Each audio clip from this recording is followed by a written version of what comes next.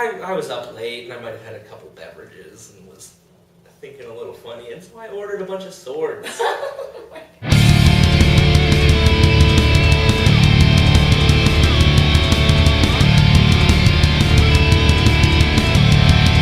Everybody in the Wreck Nation, this is Jess Paul of WreckedRadio, and I am here talking to some pop punk rock champs from the early 2000s, right? You guys started Pop off punk rock? We could be pop punk rock, yes. So your latest release is actually called Short Songs Collection, and that was released in February, and now we're on the short tour. So what would a fan coming to the show expect, as long as we're talking about like the mix of songs? How many are coming from, you know, short songs? How many are coming from Rescue or the older material? You want to get this one, Joe? Sure. We on this beautiful little thing we're calling Short Songs Short Tour. Mm-hmm. We are playing the entire Short Songs collection, Oh, fantastic. front to back, in order. So if you've got the record, you'll be quite familiar with the set list. Okay. And then I think we're going to play some greatest hits jams. So one of your fans, Phil, which is a username, asked, what has been so appealing about recording and releasing shorter songs? You're smiling. How can I not smile? Short songs are a lot of fun. It was something that we wanted to do to challenge ourselves, you know? Okay. Something a little different. It is something that not many bands have done. I haven't heard of it. Yeah, and you find when you set yourself some sort of parameters like that, some sort of restrictions that you have to work within, it kind of pushes you to be creative in different ways. So There's a little bit of instant gratification too that comes with it too, you know, where you have a song and it's it's like you kind of get all your spikes in one thing, you know, verse, chorus, bridge, breakdown, done. There's no repeating anything. It's just kind of it's fun for us and it's a challenge. Okay. 13 videos, so. Well, then what's your favorite video you've ever done? ooh.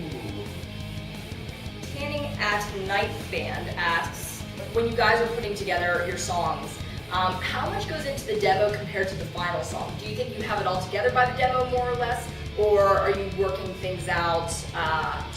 Is that your process? How does your process go? I feel like that really varies from song to song as well. Sometimes we barely even demo.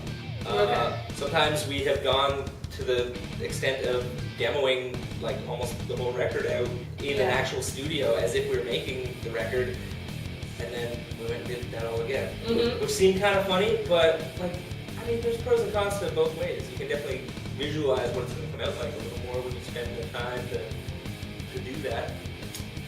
It does depend on the song. Some songs, once you make the demo, you realize they need more changes, and other ones you kind of think are perfect, or 95% of the way there. So actually, if you buy the physical, I know most people are buying the iTunes stuff these days, but if you buy the physical CD of Rescue, our last full-length album, it actually has a few demo versions of our songs, so you can kind of see the progression. I mean, one of the songs actually had a verse taken out of it. Mm-hmm. Another one had just a different sort of drum style in one part. And so, you know, things change a little bit from the demo to the record, but I wouldn't say as much as people probably think. Okay, all right. Do your demos leak a lot? Do people have No, many versions? Not really. Okay. Pretty much. It's just let them out. Yeah. Yeah, it's just the five of us pretty much that are working on it, and maybe the producer, and you know. That doesn't get out. A lot less hands for it to slip through. I gotcha. So this is another one by Sorville, because this viewer had questions. Would you ever consider recording an acoustic album? Maybe. I mean, we're not really an acoustic band. I think it's nice to have that element, you know, as a dynamic here and there in the song. But as in terms of a full acoustic album, I don't know if it's something that we would really do. I don't know. I would consider it. Yeah. I'll answer the question as basically as that. We have another question on another specific song. This is from Nearly Joe and Puking Music. Puking Music, I love that. And they asked, what was it like working with lights on the end? We're actually a very big fan of lights here at WreckedRadio, so why don't you talk about your experience recording with it?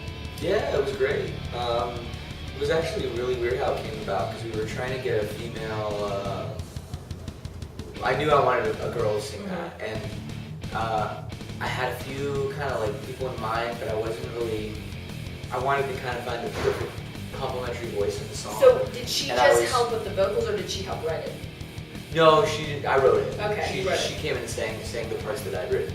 But it was funny because we were trying to like, think of somebody, and I'm at the gym and I'm running on the treadmill. Okay. And lights comes on in the Yeah. gym, and I'm like, oh, this is crazy. Lights, they play lights in the you're gym. both She from- must be getting really You big. both are from Canada. Yeah, and then I was like, she would be perfect. There we go. And turns out she was a big fan of our band, and she came in and nailed the song, and it was great. That's a very long song. You got your short song. That's like a 7 That the might be our longest. Yeah, that might be the longest. Okay. We got one more question from the fans. Jim asks, what's behind the band name? I actually know this, but I'll have you guys answer. I don't know. Behind it, like if it's written, it's backwards, I guess. If you look behind. Where did you get your inspiration for the band? We used to practice in my parents' basement, and we were just starting out, and I guess she didn't have any lyrics written or anything. It was like the first practice or two. Wanted to come up with some vocal melodies though, so instead of just like humming nothing, he was pulling books up a bookshelf to have something to kind of put to the melody. And one of the books he was reading out of was a Shel Silverstein book of poetry. And the show coming up, we needed a name. Seemed like a name. Very cool. Could have called our band National Geographic. Or Cookbook. I'm pretty sure National Geographic, that would have been a legal nightmare, possibly. But yeah. So, do you guys have any time for some fun questions? No, time for fun. Not a lot of time for fun. We'll try. Okay. Fun time. Oh, It's too early to Okay. What's a fun tent?